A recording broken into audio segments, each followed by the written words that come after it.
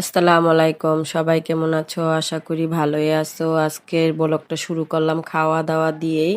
কি কি রান্না করলাম আর কি বা রান্না করব বলো। আমার মতন কে কে আলু ভর্তা দিয়ে বিরিয়ানি দিয়ে খাইছো জানি না, কিন্তু আমি আজকে আলু ভর্তা দিয়ে বিরিয়ানি খাইতেছি। অনেক দেশে ডাল দিয়েও বিরিয়ানি খায় আমি দেখছি, এবং আমিও খাইছি, অনেক টেস্ট। আজকে আবার আলু ভর্তা দিয়ে খাইলাম, আসলেই মজা লাগে। কালিজিরা ভর্তা দিয়ে খাইছি, ওইটাও ভালোই লাগছে। চাপা শুটকি ভর্তা দিয়ে খাইছি, ওইটাও ভালো লাগছে। অনেক আপুরা বলতে পারে কি খাবার খায়, কিন্তু আসলেই কিন্তু আমরা বিক্রমপুরা এরকমভাবে খাই না। বিক্রমপুরের খুব কমই মানুষ এরকমভাবে খায়, কিন্তু আমি মানুষের দেখা দেখি শিখেছি এবং খেয়ে টেস্ট করে দেখেছি, আসলেই অনেক মজা লাগে।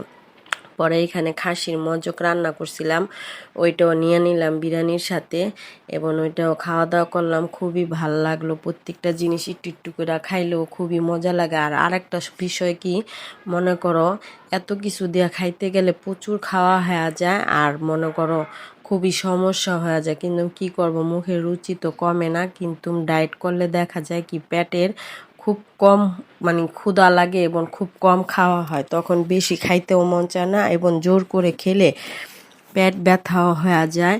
এবং আশা করিতে এই ইফতারে সবার বাড়িতে বিরিয়ানি খেয়ে খেয়ে এক একজনের গরমে বেহাল অবস্থা।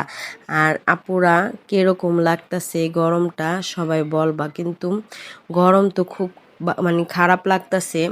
আর সবাই তো ঘুরতে গেছো, কিন্তু এই গরমের কারণে আমি বাড়ির থেকে এখন তৈরি বাইর হইই নাই। কারণ কি, এক তো গরম, দ্বিতীয়ত শরীরটা অসুস্থ, এবং ইফতাহারে তো অনেক কাজ থাকে, এটা জানোই। তার মধ্যে বুয়ারা, যে কিছু কিছু বুয়ারা কি যে কামচুরামি করে যা বলার বাইরে। মনে করো আমার তো বুয়া ঈদের 1 সপ্তাহ আগের থেকে আসে না, এবং ঈদও আসে নাই, ঈদের 3 দিন পরে আসছে কাজে, বুঝেছো?